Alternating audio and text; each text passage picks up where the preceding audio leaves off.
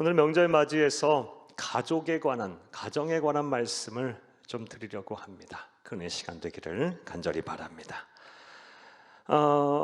특별히 우리는 이 코로나가 거의 끝나가는 시점, 또 위드 코로나의 시점이기에 이 몇 년 사이와는 다른 분위기 속에 좀 자유롭고 평안한 마음으로 가족들과 명절 맞이해서 시간을 많이 보내고 계시리라 생각이 됩니다.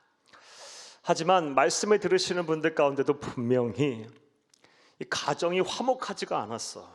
가족들 만나는 것이 부담스럽고 또 꺼려하고 또 기피하고 또 찾아뵙지 아니하시는 분들 좀 안타깝지만 또 많이 또 계시리라고 생각이 됩니다. 사랑하는 여러분, 여러분들에게 한번 여쭤보겠습니다. 여러분들의 가정은 화목하십니까? 예, 꼭 화목하셔야 합니다.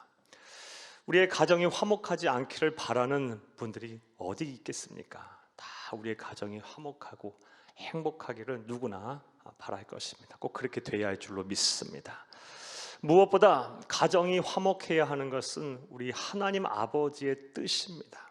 강력한 의지입니다. 하나님께서는 온 우주 만물을 말씀으로 창조하신 이후에 그 다음 하신 일이 무엇이냐?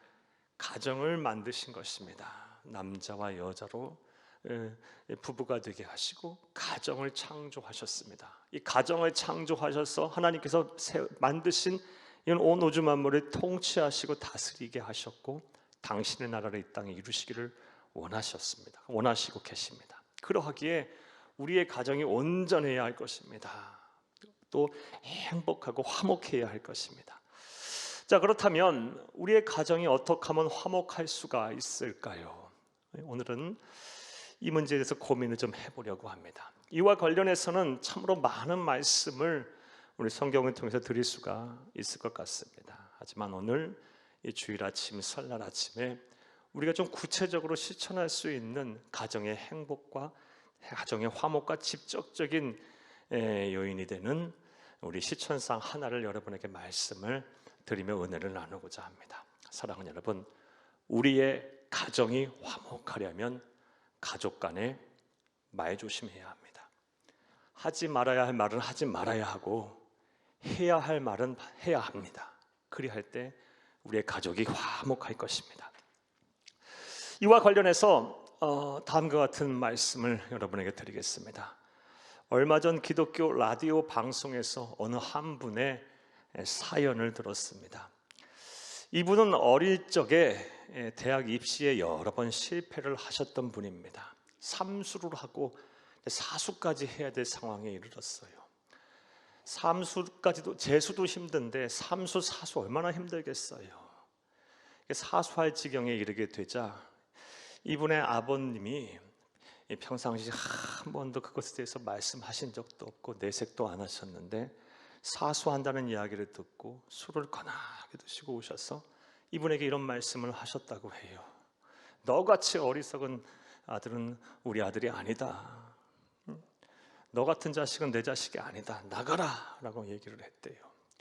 물론 술김에 그렇게 말씀하시고 술이 잔뜩 취해서 정신없으신 분 상태에서 이런 말씀하셨다고 하지만 또 우리 생각에 또 취중진담이라고 이분 이 아버지의 이런 말씀 듣고 큰 충격을 받았다고 합니다. 그래서 그 말이 그냥 이 가슴에 그냥 비수처럼 꽂혀서 사수하는 거 포기해버리고 그냥 취업을 하셨다고 해요. 취업을 하고 이후에 또 시간이 흘러서 가정을 갖고 또 세월이 흘러서 자녀도 낳고 그런데 이 어릴 적 그 아버지에게 받은 이 말로 인해 받은 상처로 인해서 아버지가 용서가 안 되더래요. 그래서 아버님 돌아가실 때까지 진심으로 아버지와 화해를 못했다고 합니다. 그러다가 아버지가 돌아가셨어요. 그러더니 이 자식된 마음으로 얼마나 마음이 불편하겠어요. 아버지 기일에 아버지께 용서하는 마음으로 죄송한 마음으로 사연을 보낸 거예요. 특별히 이분은 예수 믿는 그리스도인이에요.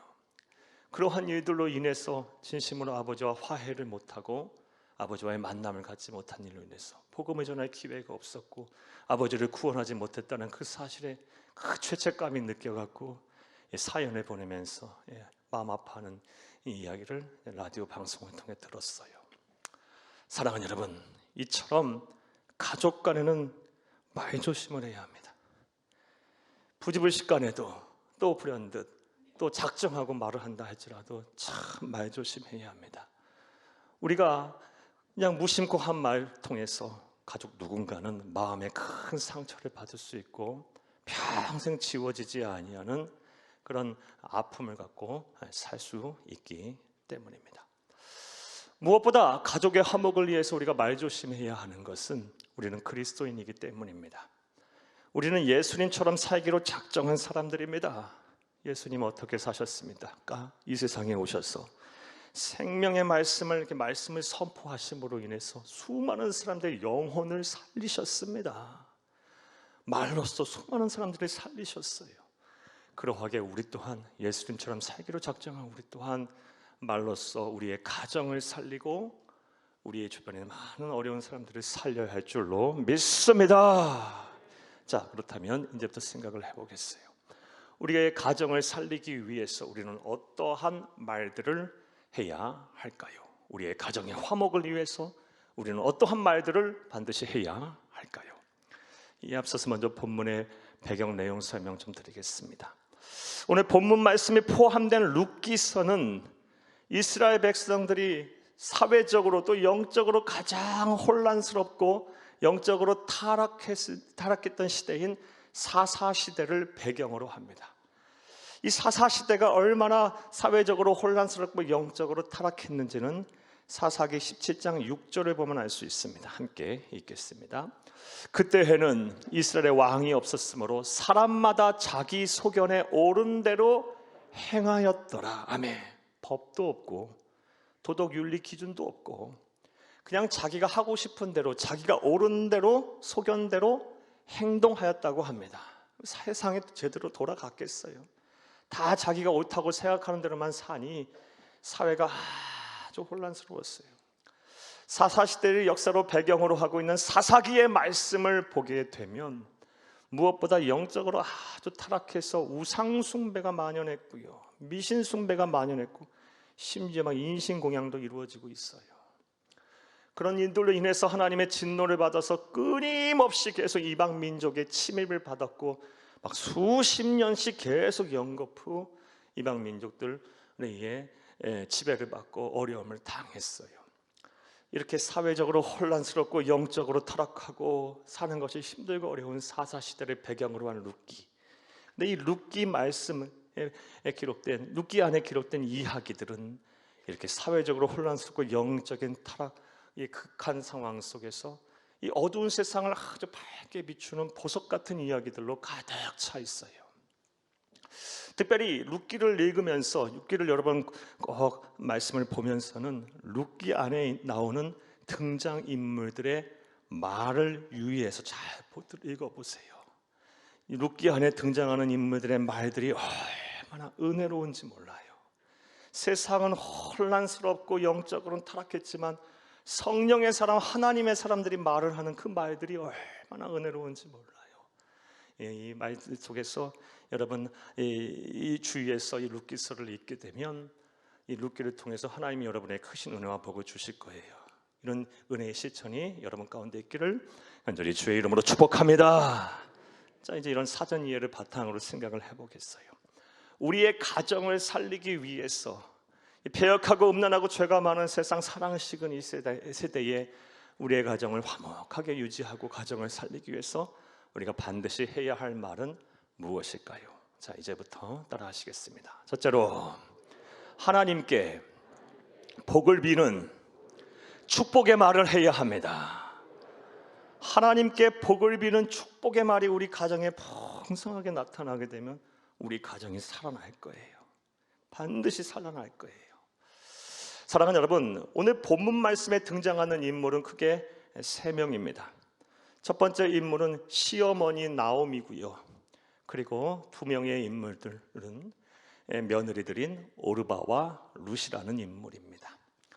그런데 이 시어머니 나오미와 그리고 2 며느리인 오르바와 룻의 상황이 아주 안 좋습니다. 안 좋은 정도가 아니라 참담할 지경입니다. 왜냐하면 이 3명의 여인의 남편들이 전부 죽었기 때문이에요. 과부들만 모였어요. 내용인즉슨 룻기서 1장 1절에서 5절 말씀을 보면 잘 알 수가 있습니다. 룻기서 1장 1절에서 5절까지의 말씀을 보게 되면 유대 땅 베들레헴에 하나님을 잘 경외하는 가정이 있었습니다. 가장의 이름은 엘리멜렉이라는 사람이고 아내의 이름은 나오미입니다. 그리고 이 가정에는 두 아들이 있었어요. 말론과 기론이라는 아들이 있었어요. 하나님을 잘 경외하고 아주 행복한 가정이었어요. 근데 유대 땅 베들레헴에 큰 흉년이 찾아옵니다. 살 수가 없는 거예요. 그래서 이 요단강 동편에 있는 모압이라는 땅으로 이주를 하게 돼요. 오늘날로 말하면 해외 이민을 간 거예요. 먹고 살기 위해서 여러 가지 큰 꿈과 계획 갖고 이주를 한 거예요. 자, 얼마나 큰 꿈들이 있었겠어요. 얼마나 많은 계획들이 있었겠습니까? 행복을 꿈꿨겠죠. 자, 그런데 이 모압 땅으로 이주한 순간 얼마 지나지 않아서 그 꿈이 산산이 부서져 버렸어요. 왜냐하면 집안의 기둥, 가장인 엘리멜렉이 죽은 거예요. 처자식만 남겨놓고 죽었어요. 남겨진 가족들이 얼마나 힘들었겠습니까? 무엇보다 이 나오미가 얼마나 고통스러웠겠어요. 하지만 나오미가 슬퍼할 겨를이 없었어요. 왜 그렇습니까? 두 아들이 있잖아요. 어린 두 아들이 있잖아요. 억척스럽게 살았을 거예요.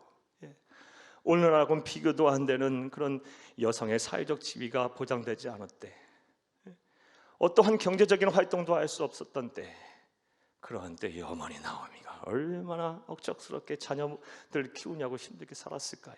타지에서 언어도 안 통하고 문화권도 다르고, 그리고 아는 사람 하나 의지할 사람 없는 상황 속에서 얼마나 힘들고 고단한 시간들을 보냈을까요? 자, 그렇게 해서 세월이 흘러서 두 아들이 장성을 했어요. 그런데 결혼들을 했어요. 며느리들이 들어왔어요. 이 나오미가 어떤 이 상황 속에서 어떤 마음을 들였을까요? 이제 좀 한시름 났다라고 했겠죠. 자녀들이 커서 다 결혼시켰으니까요. 그런데 이게 웬일입니까? 또 얼마 지나지 않아서 청천벽력 같은 일이 일어났습니다.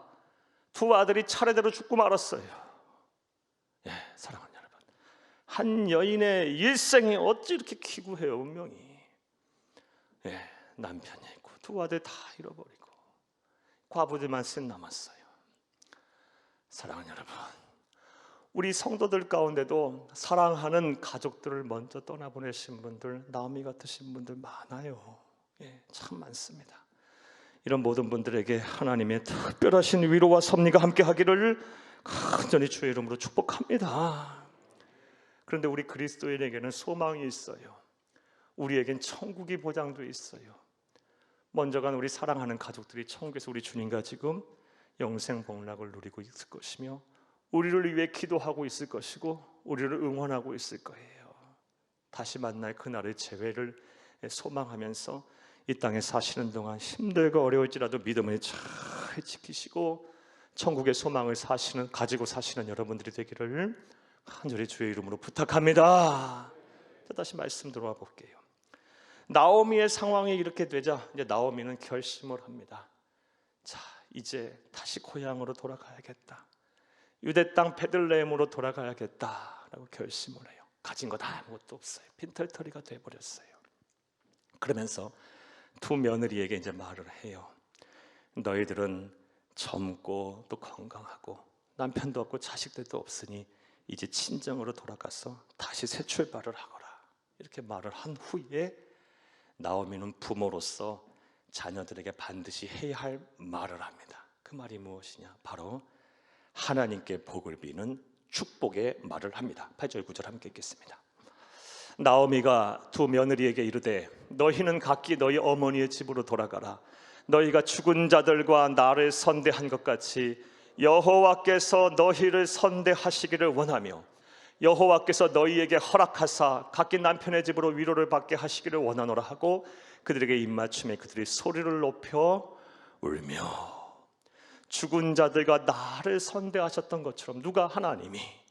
하나님께서 너희들도 그렇게 하시기를 원하며 여호와께서 너희에게 허락하셔서 귀한 남편들을 다시 주셔서 그 남편의 집에서 위로받게 되기를 내가 간절히 원하노라. 하나님 앞에 기도한 거예요. 축복한 거예요. 이런 나오미의 축복, 자녀들을 향한 하나님의 이름으로 복을 비는 축복의 말은요, 룻기서 전반에 걸쳐서 여러 번 나와요. 한 말씀 더 볼게요. 룻기서 3장 10절을 함께 읽겠습니다. 그가 이르되 내 딸아 여호와께서 내게 복 주시기를 원하노라. 내가 가난하건 부하건 젊은 자를 따르지 아니하였으니 내가 베푼 인애가 처음보다 나중이 더하도다. 복 주시기를 원하도다. 나날이 하나님께 더 큰 복을 주실 것이다. 오늘보다 내일이 내일보다 모레 너에게 미래가 소망이 있을 것이다. 하나님께 복을 비는 거예요. 사랑하는 여러분, 따라서 저와 여러분 또한 이런 나오미의 신앙을 본받아 우리 믿음의 부모들은 자녀들, 후손들 또 우리 가족들을 향해서 하나님께 복을 비는 축복의 말을 해야 할 줄로 믿습니다. 그런데 이런 축복의 말, 특별히 믿음의 부모들이 자녀들과 후손들, 가족들에게 축복의 말을 하는 것은 해도 되고 안 해도 되고의 문제가 아니에요. 성경을 보게 되면 믿음의 부모가 자녀에게 축복하는 것은 의무예요. 의무. 그리고 자녀들이 믿음의 부모에게 축복을 받는 것은 자녀된 권리예요. 권리. 민수기서 6장 27절을 함께 읽겠습니다. 그들은 이같이 내 이름으로 이스라엘 자손에게 축복할지니 내가 그들에게 복을 주리라. 아멘. 부모가 하나님의 이름으로 자녀에게 늘 축복하게 되면 하나님께서 부모의 축복의 기도, 축복의 말을 듣고 부모를 통해서 자녀에게, 후손에게 복을 주신다는 거예요. 즉 부모는 자녀의 축복의 통로인 거예요. 사랑하는 여러분, 이래도 우리가 기도 안 해야 되겠어요? 이래도 자녀들을 위해서 축복의 말을 하지 않아야 되겠습니까? 그래서 창세기 말씀에 보게 되면 부모가 자녀를 향해 축복의 말을 한 장면들이 참 많아요. 축복 기도한 내용이 참 많아요. 예를 들면 창세기 27장 말씀에 보게 되면 이삭이 야곱과 에서를 놓고 축복하고요. 창세기 48장 말씀에 보면 야곱이 요셉의 두 아들이었던 에브라임과 므낫세를 축복하며 막 기도하는 장면이 나오고요. 49장에는 야곱이 12아들을 놓고 축복하며 일일이 열거하며 이름 불러가며 축복하는 장면들이 나와요. 사랑하는 여러분, 이제 우리 부모들은 의무라고 생각하셔야 돼요. 하나님의 이름으로 날마다 우리 자녀를 위해 축복의 말, 축복하는 기도를 해야 할 줄로 믿습니다. 부탁하건대 하루에 최소 2번씩은 하셔요. 물론 여러분들 가운데 자녀가 잘 되기를 바라지 않는 부모가 어디 있겠어요? 기도 안 하시는 부모가 어디 있겠어요? 하지만 그 정도에서 안 되겠어요. 우리 성도들 복받고 우리 자녀가 후손들이 잘 돼야 돼요. 그래야 낙이 있고 소망이 있는 거예요. 내가 감사할 조건이 있어야 감사가 넘쳐나는 거예요. 억지로 감사하는 건 힘들어요. 그건 복이 아니에요. 그것도 그렇게 해도 되겠지만 감사의 조건이 차고 넘쳐야 감사하는 거 아니겠어요? 기쁨으로. 여러분 하루에 최소 2번씩은 하나님의 이름을 불러가며 여러분의 자녀들 이미 내 안에 내 품을 떠나 장성하여 떠났을지라도 상관없어요. 내 품에 있건 내 품 밖에 있건 간에 하나님의 이름을 불러가며 여러분의 자녀들, 믿음의 자녀들을 위해서 기도하시는, 축복하며 기도하시는 여러분들 다 되기를 간절히 주의 이름으로 부탁합니다. 또 자녀가 없거나 아니면 현재 자녀이신 분들도 상관없어요. 부모를 향하여, 가족들을 향해서 하나님의 이름으로 복을 비세요. 그럼 그 복이 여러분의 복이 될 것이고 또 가족의 복이 될 것이에요. 이렇게 하나님께 복을 비는 축복의 말이 막 우리 가정에 넘쳐나면 우리 가정이 살 거예요.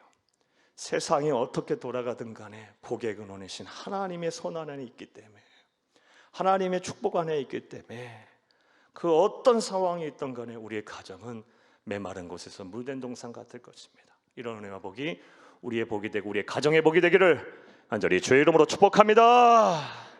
첫 번째로 우리의 가정을 살리기 위해서 우리가 해야 할 말, 반드시 해야 할 말 무엇입니까? 하나님께 복을 비는 축복의 말을 해야 합니다. 또 두 번째로 우리가 어떠한 말들을 반드시 해야 할까요? 따라 하시겠습니다. 둘째로 가족 간에 지켜야 할 선을 지키며 배려의 말을 해야 합니다. 가족 간에 지켜야 될 선이 있어요. 이걸 딱 지켜가면서 배려하는 말들을 할 때 우리의 가정은 살 수 있어요. 오늘 보면 11절에서 13절을 함께 읽겠습니다.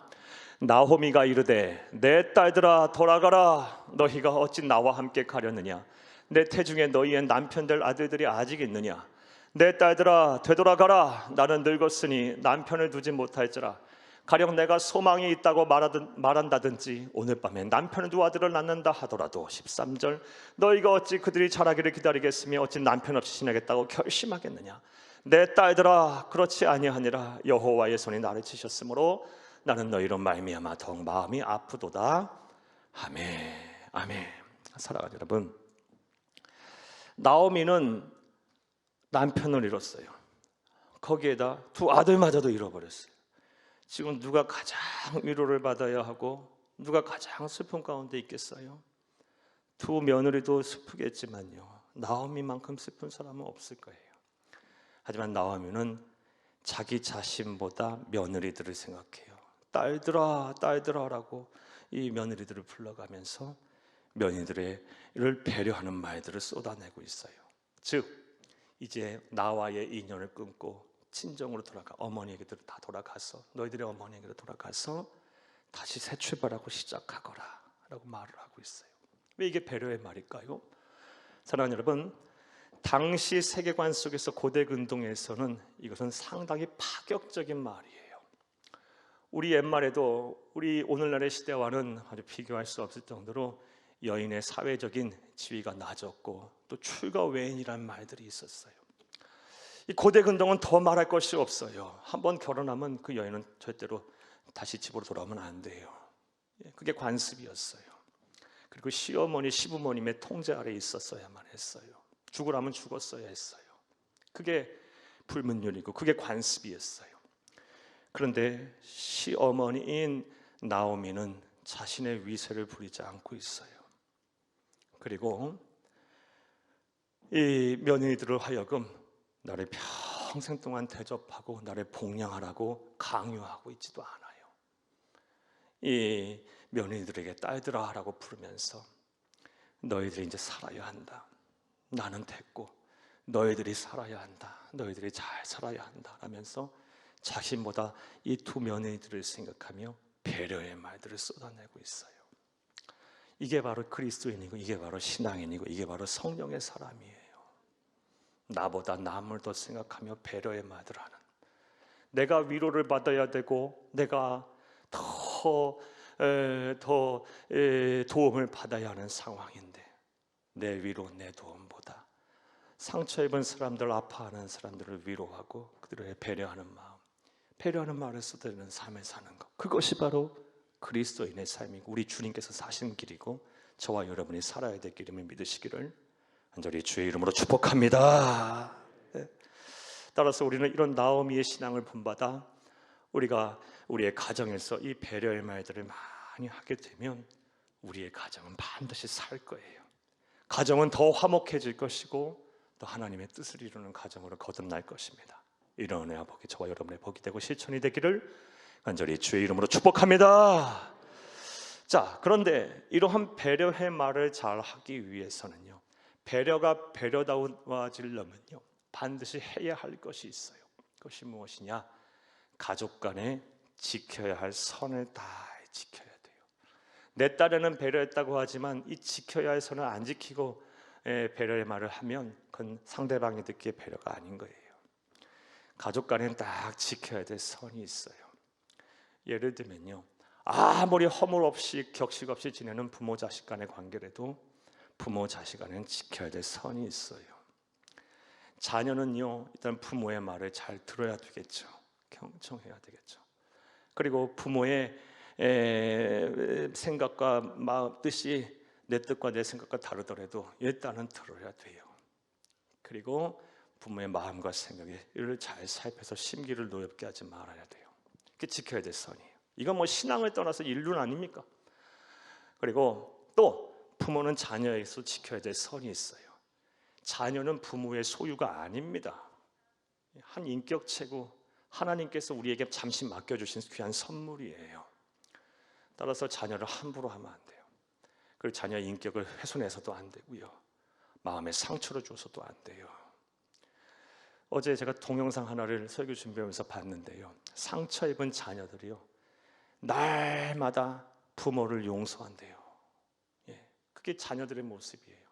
자녀가 상처를 받으면 받을수록 더 부모를 용서한대요. 매일매일 용서하며 산대요. 여러분, 우리 이거 알고 있어요? 예, 내 말만 안 듣고 내 뜻대로 안 산다고만 자녀들을 책망하기만 했지, 자녀들은요 부모를 매일매일 용서한답니다. 예, 이것도 우리 깊이 생각해야 돼요. 지켜야 돼. 선을 딱 지켜야 돼요. 형제간에도 마찬가지입니다. 형제간에도 이 우애를 깨지 아니하고 가족간의 화목을 이루려면 지켜야 될 선이 있어요. 절대로 비교하면 안 돼요.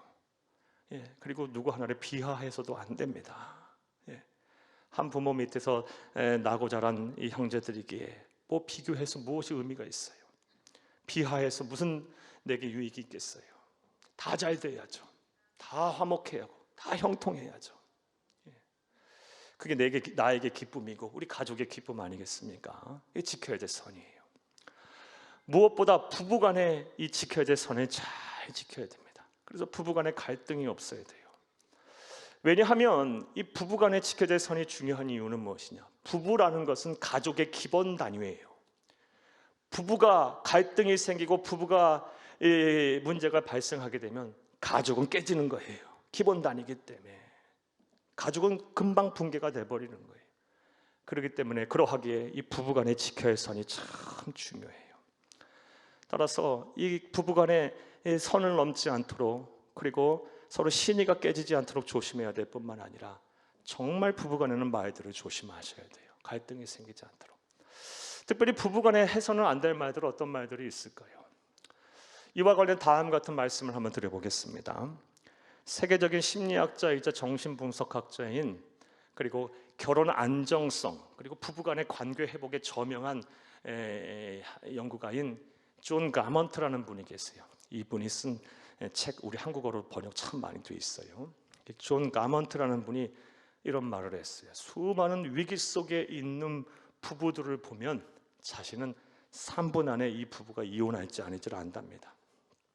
왜냐하면 이 위기 속에 있는 부부들은 다음과 같은 대화의 패턴들이 나타난대요.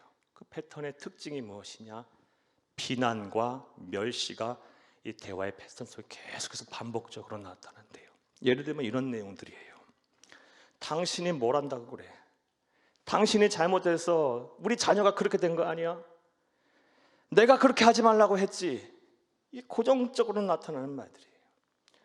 그리고 이런 말들 말고 이런 말들에 대해서 하지 말라고 권면을 드리면, 이런 소리라도 안 하면 그 사람은 절대로 바뀌지 않아. 자기도 안 바뀌면서 말로써, 소리로써, 대화로써 그 사람을 바뀔 수 있다고 생각하고 있다는 거예요. 그런데 비난과 멸시를 멈추지 않는다라고 얘기하고 있어요. 사랑하는 여러분, 여러분에게 한번 여쭤보겠어요. 이런 말들 아무렇지도 않게 지금 하고 계시지는 않나요? 부부간에 이런 지켜야 될 선을 자꾸 넘어가고 외치고 계시지는 않나요? 내가 하는 내 생각, 내 감정에 주체하지 못해서 쏟아내는 말들로 인해서 내 아내, 내 남편은 상처를 받고 있고요. 가정은 위기 속에 있어요. 화목이 깨져요. 사랑하는 여러분, 이제부터 지켜야 될 선을 잘 지켜가면서 가족 간의 화목을 위해서 반드시 해야 할 말, 배려의 말들을 많이 하시기를 간절히 주의 이름으로 축복합니다. 축복합니다. 이것이 바로 이 어둡고 험하고 또 사랑의 식은 세대에서 우리의 가정을 살리고 지키기 위해서 우리가 반드시 해야 할 말입니다. 또 세 번째로 우리의 가정을 살리기 위해서 우리는 어떠한 말들을 해야 할까요? 따라 하시겠습니다. 셋째로, 가족을 위해 책임을 다하는 헌신의 말을 해야 합니다. 가족을 위해 책임을 다하는 헌신의 말을 해야 합니다. 사랑하는 여러분, 시어머니인 나오미는요, 남편을 잃었어요. 그리고 두 자녀마저 먼저 세상을 떠나보냈어요. 가진 것도 아무것도 없게 됐어요. 분명 유대 땅 베들레헴을 떠날 때는 많은 것을 가지고 있었을 거예요. 아무것도 없고 나이만 먹게 됐어요. 몸도 성치 않겠죠. 그 정도 되면요. 몸과 마음도 지치고 가진 것도 하나 없고 가족도 다 먼저 세상에 떠나보냈어요. 이 여인은 얼마나 힘들었을까요? 살아도 사는 걸까요? 이렇게 되면요. 그런데 이 여인이, 이 나오미가 오늘 본문 말씀에 보게 되면 힘들어하는 또 다른 이유가 있어요. 이 여인은 아주 고통스럽게 하는 또 다른 이유가 있어요. 그것이 무엇이냐? 바로 자신의 죄 때문에 우리 가족이 이렇게 엉망이 됐다. 남편도 두 아들도 며느리의 이 운명도 내 죄 때문에 엉망이 됐다라는 죄책감 속에 빠져 있어요. 그래서 이 괴로워하고 있는 것을 오늘 본문 말씀 통해서 알 수 있어요. 오늘 본문 13절 하반절 말씀만 보겠습니다. 여호와의 손이 나를 치셨으므로 나는 너희로 말미암아 더욱 마음이 아프도다. 여호와의 손이 나를 치셨다. 내가 죄를 짓고 내가 잘못해서 우리 가족을 치셨다. 그래서 나는 너희로 말미암아 내 죄 때문에 두 아들 죽어서 내 마음이 더 아프다. 이거예요. 지금 이 죄책감 속에 있어요. 나오미가, 이 부모가 이런 말을 자녀들에게 할 정도가 되면 부모의 마음은 어떤 상황인가요? 찢어져도 찢어질 정도가 아니고 이거는 뭐 아파도 아픈 정도가 아닌 거예요. 사랑하는 여러분, 우리 성도님들 가운데 이런 죄책감, 죄의식 속에 살고 계신 분들이 의외로 많아요. 저를 찾아오는 많은 분들, 저하고 대화하고 상담하시고 또 만나시는 분들 거의 대부분의 분들이 이런 죄책감을 갖고 살아요. 내가 잘못해서, 내가 부족해서, 내가 제대로 살지 못해서 내 자녀들의 앞길이 망했고 우리의 가족이 화목하지 못하고 우리의 삶이 엉망이 됐다라고, 내 삶이 엉망이 됐다라고 막 자책을 해요. 사랑하는 여러분, 여러분에게 권면의 말씀 좀 드릴게요. 이제 좀 주 안에서 자유하세요. 자유하세요. 하나님께서 여러분을 용서하셨으면 이제 여러분은 여러분 자신을 용서하셔야 돼요. 인정하셔야 돼요. 자유하세요. 그것도 잘못이에요. 여러분 한 분 한 분 한 분 다 하나님께서 여러분을 얼마나 사랑하시는지, 여러분도 사랑받고 살아야 할 아들, 딸들이세요. 이제 좀 자유하시고 죄책감에서 벗어나세요. 누구 하나의 잘못으로 인해서 상황이 그렇게 된 게 아니에요.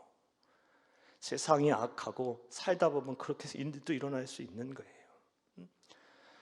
사랑하는 여러분, 지금 나오미는 이런 상황이에요. 다시 본문 말씀 들어와 보면 이러한 상황 속에서 이제 두 며느리들을 향해서 내 딸들아, 너희들 이제 살 길을 찾아가거라 라고 하면서 두 딸들을 친정으로 보내려고 해요. 자녀들을요, 며느리들을. 그때 며느리들은 어떻게 반응했을까요? 먼저 14절을 함께 읽겠습니다. 그들이 소리를 높여 다시 울더니 오르바는 그의 시어머니에게 입맞추되 룻은 그를 부쫓았더라 하며, 두 며느리 중에 하나는요, 오르바는요, 그 이야기를 듣고 울다가 이제 입을 맞추고 하직 인사를 한 거예요. 마지막 인사를 하고 돌아갔어요. 모압으로 돌아갔어요. 하지만 또 다른 며느리인 룻은요, 나오미를 붙잡아요. 그리고 나서 다음과 같은 참 감동적인 말들을 합니다. 오늘 본문 16, 17절을 함께 읽겠습니다. 룻이 이르되 내게 어머니를 떠나며 어머니를 따르지 말고 돌아가라 강권하지 마옵소서. 어머니께서 가시는 곳에 나도 가고 어머니께서 머무시는 곳에서 나도 머물겠나이다. 어머니의 백성이 나의 백성이 되고 어머니의 하나님이 나의 하나님이 되시리니. 17절 어머니께서 죽으시는 곳은 나도 죽어 거기 묻힐 것이라. 만일 내가 죽는 일 외에 어머니를 떠나면 여호와께서 내게 벌을 내리시고 더 내리시기를 원하나이다 하는지라. 아멘. 무슨 말이에요? 죽는 날까지 어머니 책임지겠다는 헌신의 말이에요. 이게 그리스도인이고 이게 성도예요.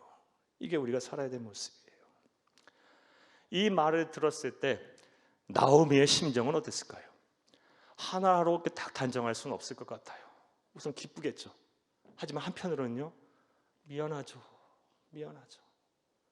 기쁘고 미안하고 또 어떤 마음도 있었겠어요?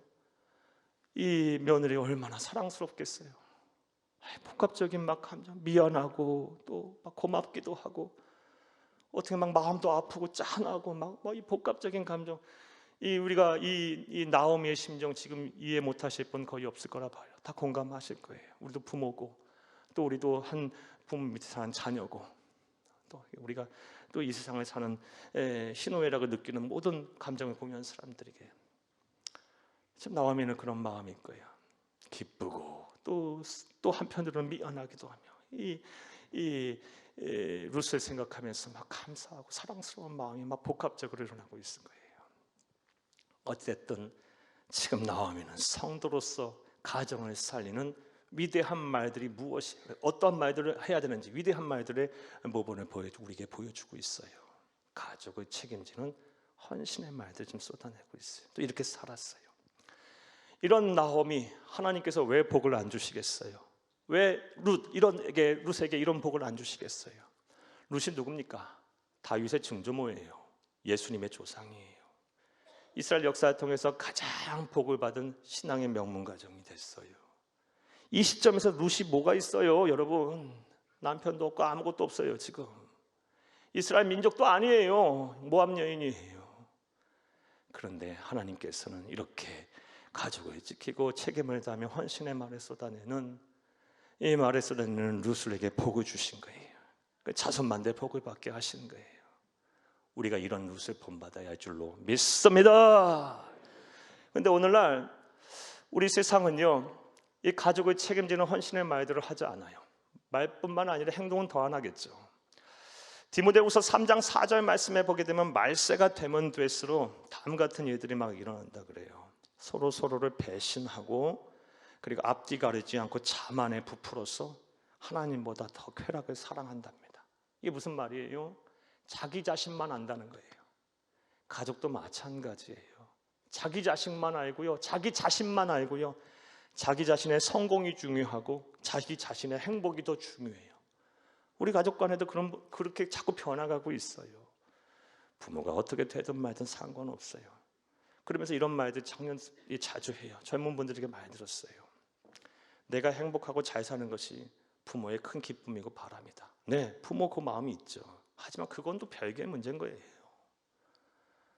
자녀들은 부모를 모시려 하지 않고요, 또 형제들 사이도 마찬가지고요, 또 남편은, 또 가장은 또 이 가족을 책임지려 하지 않아요. 자기 하고 싶은 대로 살려고 자꾸 하고, 자기 성공, 자기 행복이 더 중요하다고 생각하며 이 성경적인 가치가 자꾸 벗어나는 사람들이 얼마나 많은지 몰라요. 그리스도임에도 불구하고요.